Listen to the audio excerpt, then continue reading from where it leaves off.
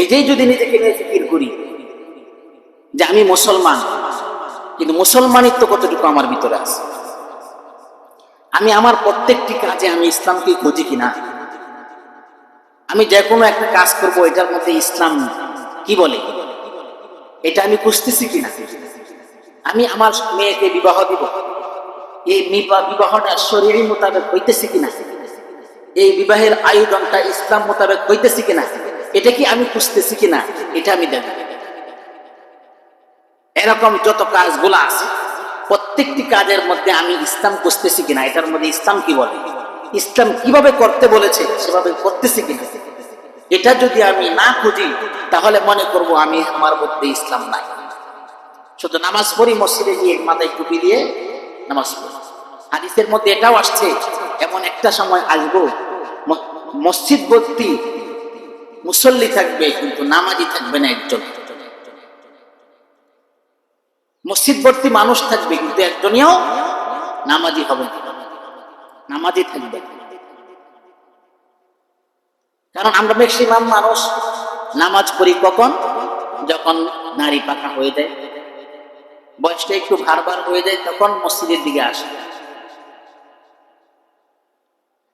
ওইটা হলো বয়সের নামাজের মুসল্লির কিছু কিছু প্রকার আছে। অনেক সময় দেখা যায় মেট্রিক পরীক্ষা হলে কিছু মুসল্লি বাড়ে, পরীক্ষার নামাজ পড়ে, এটা এক প্রকার মুসল্লি। আবার যখন নাতি নাতনি হয়ে যায় তখন বাড়ির থেকে চাপ দেয়, বয়স হয়ে গেছে, নাতি নাতনি বিবাহ দিব কিছুদিনের ভিতরে, এখনো যদি মসজিদে না যান মানুষই কি বলবে, বাড়ির থেকে কিন্তু এই কথাটা বলেন কিনা। তখন দেখা যায় 5 ওয়াক্ত থেকে 2 ওয়াক্ত 3 ওয়াক্ত এভাবে আসতে আসতে, এটাও এক প্রকার মুসলমান। এখন দেখেন আমি যে মসজিদে আসতেছি নামাজ পড়তেছি, সেই নামাজটা কি আমি প্রকৃতপক্ষে আল্লাহর জন্য আসলাম, নাকি ওই যে বাড়ির থেকে তাগিদ দিতেছে, বয়স হয়ে গেছে, নাতি বিবাহ দিব, এখন মসজিদে না আসলে সমাজের মানুষ কি বলবে, এই কারণে আসতেছি কি? যদি এরকম উদ্দেশ্য থাকে, বিভিন্ন সাইড থাকে মসজিদে আসার কারণ থাকে, তাহলে রাসূল যে হাদিস বলেছেন এমন একটা জামানা আসবে মসজিদ প্রতি মুসল্লি থাকবে কিন্তু একজনও ইমানদার নামাজি পাওয়া যাবে না। তাহলে এই হাদিসের মাজদাক হয়ে যাব।